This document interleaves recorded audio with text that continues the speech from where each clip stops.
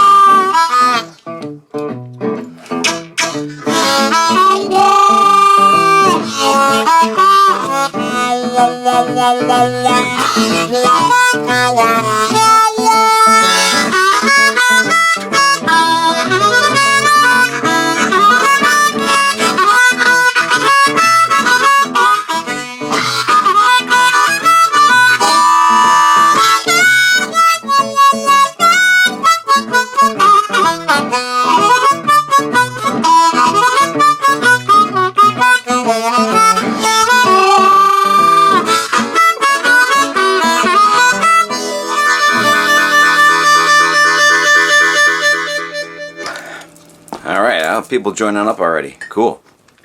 I'll start answering some questions if I see some. But right now, actually, another jam is coming up. I want to see some questions. Hi, Charles. Hi, Donna. Hey, Donna. How's it going? Thank you. I'm going to answer some harmonica or microphone questions, or really any questions. You know, I'm not sure how deep I can get this early. It's barely noontime here in California. But I got a swing track going here. Get your questions ready.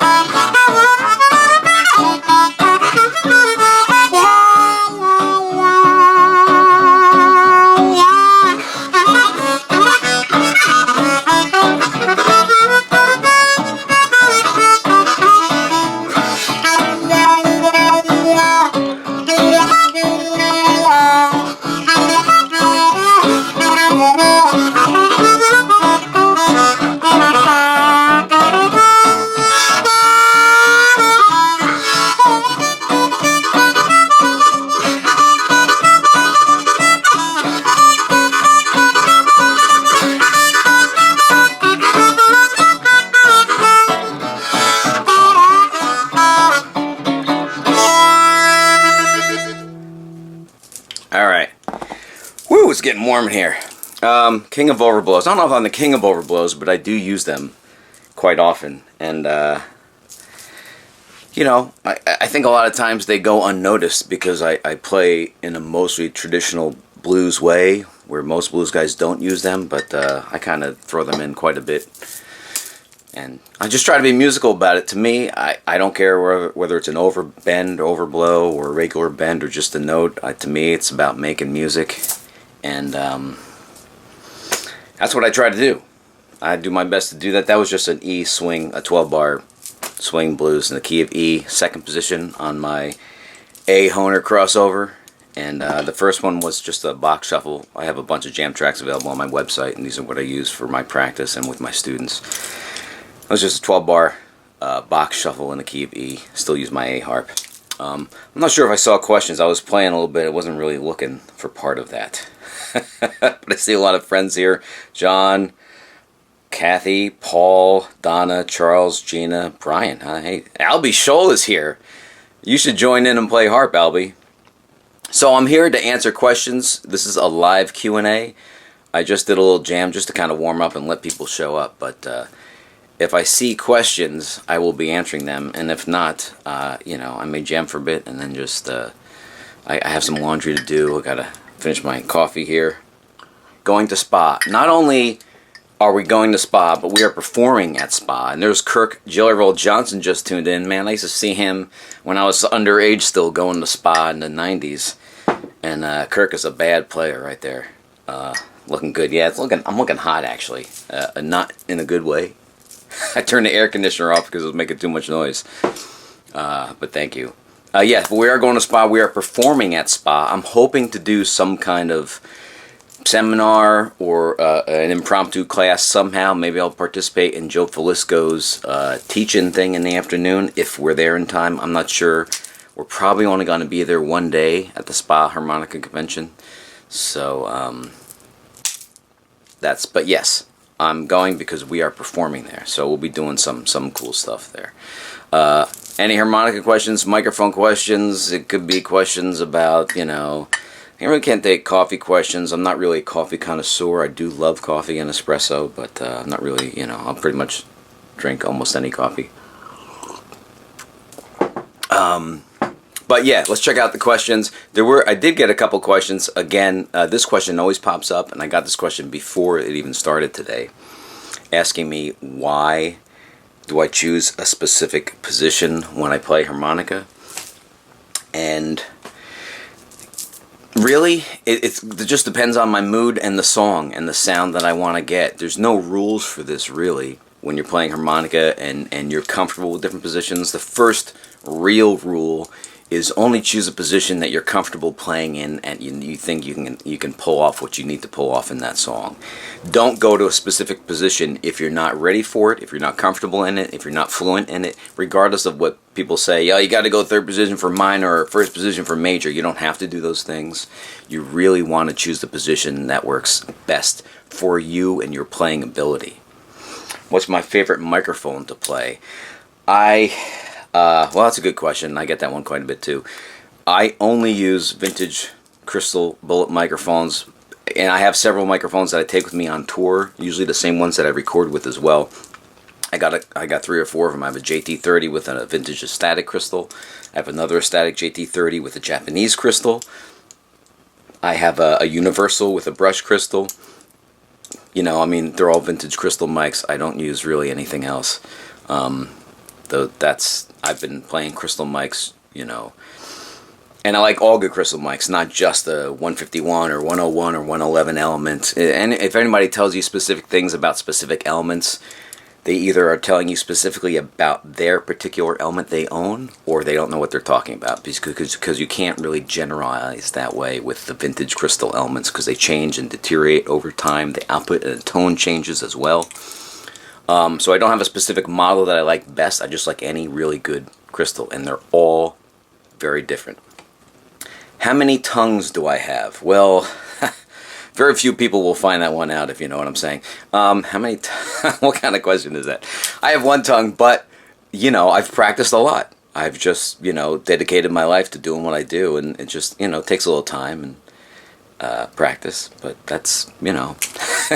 Learning how to control your breath and your tongue movements is really, those are two big things in really advancing your technique on the harmonica, aside from musically speaking. What's the difference between CM and CR elements? What's the difference between white label and black label? Well, there's too many differences to mention, and you can't really generalize like that as well. There were many different types of white label elements, low, medium, high impedance, and even the same type of CM and CR elements with the same date codes from the same year with the same impedance sound different. What I always tell people, you wouldn't see the crap that people send me to fix up and to repair, but do not base a purchase just on a meter reading. A meter reading will tell you nothing. You can get a great meter reading from an element that sounds great. You can get a great meter reading from an element that sounds terrible, that hardly works at all. You can get a great meter reading from an element that seems to work okay, and then you go to blow hard in it, won't work. Alright, so it's really just about testing the elements out for playability and to see what their tone and output is. There's so many differences, so many different kinds of those vintage Shure elements. I personally think black CR elements are way overrated. They're so overpriced. People are asking $150 to $250 for each. A vintage crystal element that works great is extremely more rare than a black CR. There's tons of those black elements out there. They seem to be worth a lot because people jacked up the prices. But a vintage crystal is a lot more rare. And with a crystal compared to a CR or CM, you get a lot more top end and a lot more bottom end with a good crystal in comparison. Crystals are worth way more in my opinion. I never play anything else. But CMs and CRs can be very similar or very different, and there's no rhyme or reason to it. There's usually no rhyme or reason to it, because especially how they age and how they can change over time. Not as much as the crystals, but they do change. What kind of microphone element do I prefer? Okay, I kind of just mentioned that. Rob Paparosi popped in. Rob's a badass player too. How's the family? Brian, how's it going, man? One of my neighborhood buddies when I was a kid. I can remember riding bikes with Brian. Family's doing good, actually. My parents are great. They're still in Jersey. I'm here sweating my butt off in California right now, but everybody's doing good. My sister is doing good as well. Hope everybody in your family, I've seen them once in a while on Facebook. Hope everybody's doing all right. Custom or out-of-the-box harps? Both. For years and years, I played custom Hohner marine bands from Richard Slay and Joe Flisco exclusively. I still have custom harps from them that have been made 10, 15 years ago or more, some of them. I still get them customized from them once in a while, my Hohner marine bands or the Hohner crossovers. And I do play a lot of crossovers right out of the box nowadays. Sometimes before a recording or a big tour, I'll send a handful to Joe or Richard to get tweaked. But sometimes, a lot of times nowadays, I'll play the Hohner crossovers straight out of the box. What do you think about the wooden mics? Do you think they have a warmer sound? Honestly, I'm not a fan of the wooden mics. I think it messes with the tone and the sound too much. Also, to me, it's like a custom, it's just custom anything. It's like a car, As soon as you walk it off the lot, it's not worth half as what you paid for it. They're beautiful. I know a few people that make them. The one guy in particular who we know who makes them, he does a beautiful job. But as far as a mic to use, I would never use one. I don't like the sound of it. And to me, the vintage microphones hold their own, especially for tone, but also in value. They never go down in value. The vintage mics will always be worth something, and a piece of history, and just aesthetically how they're made. I just love the true vintage mics. I do think the wood, though, changes with the tone. Nick Moss is watching. Hey, buddy, what's going on? Andrew Ollie, hey. All right. Who's the sexiest guitar player you know? That's a great question. Gosh, I haven't played with a sexy one in a long time. I really got to think about that. Let me get back to you on that, Nick. Alright, someone's going to send me one of their custom harps. Is that just so I can play on one of these jams? That would be really cool. Let's see. When I use the... Okay, Ben. Okay, when I use my anti-feedback box and a crystal element, what setting do I use in general on a harp amp? Of course, not a Harp King. Well, you wouldn't use the box with a Harp King, obviously, although I knew somebody who did. So, you know what? Honestly, I'm going to tell everybody the same thing as far as, even people who want to look at my settings on a gig. When they come up, and it happens all the time, and Nick will attest to this, they take pictures of my gear and how my amp settings are set up and all that stuff. It's different for every gig. It's different for every mic. I have 3 or 4 vintage crystal mics that I bring with me on the road, and each mic, aside from the calibration, it's really different depending on the amp I'm using with it, Ben, the mic I'm using with it, and really the room. So there's no place that I'd be like, okay, I'm going to start here and then maybe just change it a little bit. I mean, really, where I will start after I calibrate the AFB box is I'll just start with both knobs just about 9 o'clock, straight west, straight going left, and then I'll just tweak it there depending on the amp and the mic and the room. Hey Dennis, what amps do you like to play when flying to a gig? Thinking about headroom, natural amp sound. When I'm flying to a gig, I cross my fingers and I bring a few pedals and I hope for the best. I know I can play okay and get a halfway decent sound out of most amps I've played through, but I always bring my Kinder anti-feedback box. I bring an EP boost. There's a couple other things I'm looking into, but I try to get a super reverb or basement if I can when I'm on the road, honestly, and I think I can get a pretty decent sound out of those with my anti-feedback and the EP boost. And the rest of it, I just, show up and do my job. Use my hands, use my mic, and everything I can to get what I can out of the amp. Okay, let's see what other questions. I always watch my videos when I can. What inspires me when I go on stage? My stage presence is simply fantastic. Wow. Okay, so let me tell you this, Charles. Thank you for the question. That's pretty interesting. Man, for years when I first started playing, I was terribly stage. I had terrible stage fright. I'm mostly introverted. Even doing something like this, I'm nervous about people watching me and talking, but I've been teaching for so long and performing for so long, I just kind of get in the zone and I go. As far as inspiring me when I'm performing, it's the music. What's happening right then, right there, right now in the moment. I mean, to me, that is exciting. I love music. I've always loved music, even before I got turned on to blues. I was into rock and roll. I remember being in grade school, I had a recital, and I heard some guy play trumpet, some theme song, some music, and I was a kid, and it just moved me. And music has always moved me and touched something inside of me.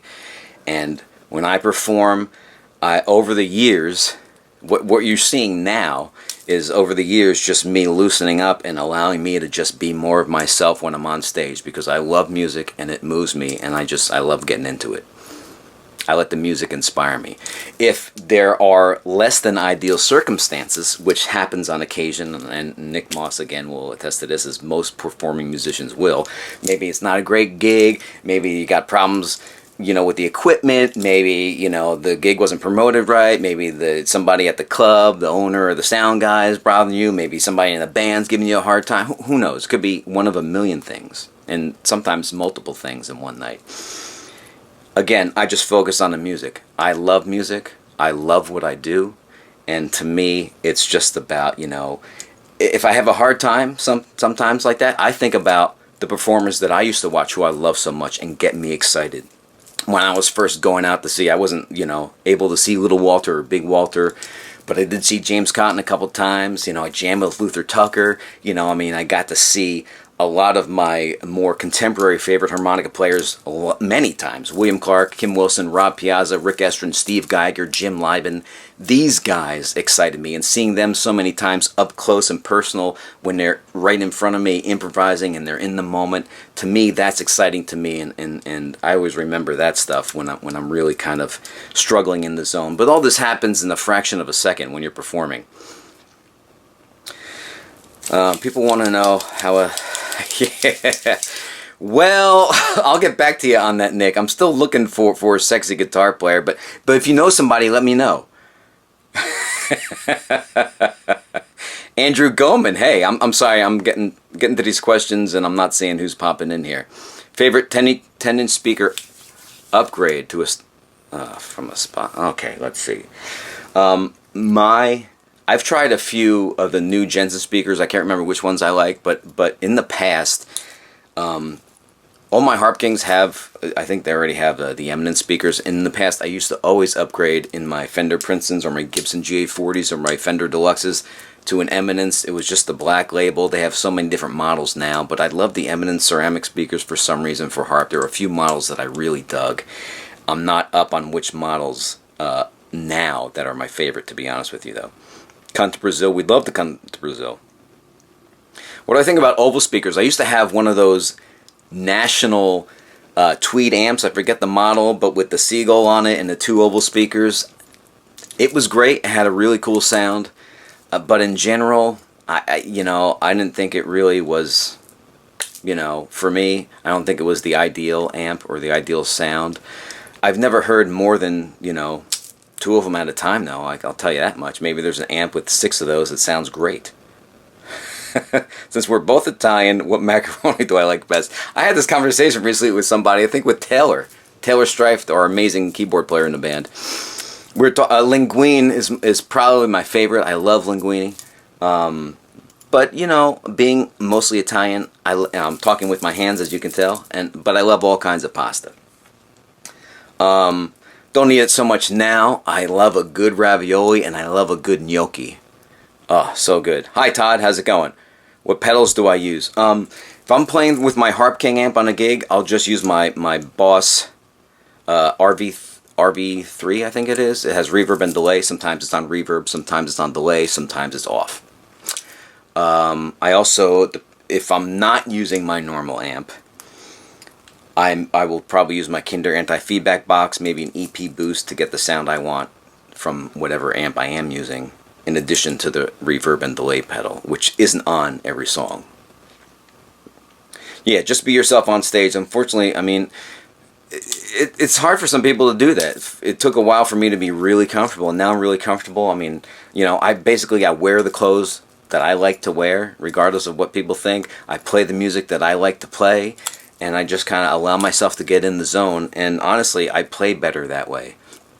And to me, it's all about the energy and being in the moment. And to me, that's when the magic happens. There's been a lot of amazing moments when playing with Nick the past couple of years when I know, there's been some days where me and Nick, being in the band and you kind of butt heads, and, oh yeah, you shut up, and things happen. And there's been times where we've, like in the morning, some things happen and we get on stage and you allow yourself to get in the moment, man, nothing can take that away, because music is bigger than all of us, and it's great. And we've had some amazing moments. Obviously, we've had many more amazing moments where that hasn't happened. We don't really fight much, But I'm just saying, as an example, the music is bigger than all of us. So you allow yourself to get in that zone and be taken away. I mean, magic happens. How many leopard skin pillbox hats do I have? Well, I have a lot of leopard boots, blazers, and pants. I'll tell you that much. Hi, Fred. Let's see. Very curious. You ever found an amp that behaves almost the same way as a Harp King? No. Although I've been happy, I have to say, I've been happy with the new Fender Super Reverb reissues. I used to use a Fender Concert, which was great with my AFB box. Still wasn't the same, though. I still kind of battled getting the sound I want, when the volume fluctuates, and especially playing chromatic harmonica. And somebody asked a question. Somebody made a comment to me that they like the sound of a particular amp better than my Harp King, and that's cool too. There are amps where I like the sound and tone better than my Harp King. However, the Harp King is way more usable, practical, stage friendly for all different kinds of stages, indoor, outdoor, all kinds of volume. It's the most versatile and user-friendly amp that I've ever had. And when I'm performing, if I want to play my best, to me, it's important to have gear where I go on stage, I don't have to worry about anything. That's where you're going to play your best. You're not worried about anything. I'd rather later nitpick about the sounds, like, maybe this should be, than nitpick about the performance. I want the performance to be top-notch all the time. People are there to see me play. If they are, I want to play my best. And I love playing. I always want to play my best. Let's see here. Hey, Paul, what's up, man? Jeanette is here. I love you, Jeanette. I can't wait. We're going to see you soon. Hopefully, we're going to be at Moondogs Can't wait to see you guys. I hope we got, you know what, it may be the last day of the tour. Maybe I can hang out and grab some breakfast or something with you guys, if you know what I'm saying. I love you guys. Can't wait to see you. Does this, Laura, Hillary, yes. Yeah, who's going to carry the legacy of John Kinder after he'll be gone? I don't know. I'll try to find that out, though, now that I'm in California, though. I got to figure that out. Mark has answered your question, Nick. Do I have tips to get harps through airport security? Brilliant question. Okay, well, I have. I've done this more times than I can even count. I never check in my gear. I always have it in the carry-on bag. I usually have one case with diatonics, one case with chromatics, a separate bag that's padded with my bullet mics, you know, and it's got to go through security. And you take the stuff out in a separate bin. A lot of times they'll have to look at it. You know what? Deal with it. It takes me an extra, 2 or 3 minutes. Usually it's not a big deal. Once in a while it will be a big deal. But usually they just kind of look at it and send you on your way. It's just, but I would never check my stuff. I checked my stuff once, about 15, 17 years ago, and something a case got busted, and I'll never do that again. But I always, of course, bring your mics with you. Even if you have to gate check a bag, take your microphones out of there, as long as everything else is packed all right. Tom Fiacco, Mary, let's see. Hey, Ted, what's up? John, what's going on? All right, let me see. Nick. See, I'm not seeing these in real time because I'm taking time to answer these questions. I'm trying to be a nice host there. Thank you for a response. I'm a great person on and off the style. Well, thanks, man. I appreciate that. I'm doing my best. Can I share info on Japanese crystal? What kind of info do you want? I've been collecting and buying these things for years. I have vintage elements of all styles. I have bins and bins of vintage Shure CM and CR elements. A lot of them aren't good anymore because they do go bad as well. But, they're just vintage elements that I've been collecting. And some of them I still buy depending on where I can get them. But they haven't made good crystal elements or even magnetic elements in over 20 years. Hi, Ross from the UK. Do I have any advice for playing chromatic through an amp? Oh, okay, let me see if I can expand this real quick. Good question. Playing chromatic harp through an amp. Do I tend to turn the treble down? Turn off the effects? What type of mic? Can't quite get the sound I want. Good question, Ross. All right, so yes, this is a serious issue. If you're a harmonica player and you want to get that sound chromatic, you love George Smith, maybe you like Kim Wilson, Rob Piazza, William Clarke. I play a lot of chromatic myself, obviously. Influence from those guys. Yes, treble usually gets turned down a little bit. Depending on the amp, you may boost the bass a little bit. Guys tend to boost the bass way too much, in my opinion, for most amps, and for their sounding is too dark and too muddy to begin with. So I tend to not have my bass as heavy as a lot of guys, but if you're gonna pick up chromatic, I would maybe boost the bass a bit, turn back the treble a little bit. And I use, same mic. I use crystal mics for everything because you get higher highs, lower lows, and a lot more warmth and texture with a crystal than you will for any other kind of microphone, whether dynamic, CM, CR, whatever. And you get a warmth and a crunch with a good crystal and ceramic that you can control. A lot of the CM, CRs, they're too crunchy, you can't control that, and they're too mid-range honky. Sometimes it's too much overdrive for certain types of amps as well. So I use same mic, my crystal mic with the chromatic. I'll turn the treble down, maybe, the bass up, maybe a little bit. But you also want to maybe find, if you're having a hard time getting the sound you want, you may want to look into an anti-feedback box, maybe something like an EP boost. There's a couple of those EP gain, the pre-gain boost pedals you may want to look into to experiment with. But a lot of it, you got to be able to, look at the amp. If you got a good mic, it's about your playing technique and the amp you're using and how it's set up. And you can feel free to email me too. We can go a lot more in depth about that if you want specifics about pedals and stuff. But the Kinder anti-feedback box really helps out quite a bit with that. Unfortunately, they're not being made anymore, but there are a few other options out there.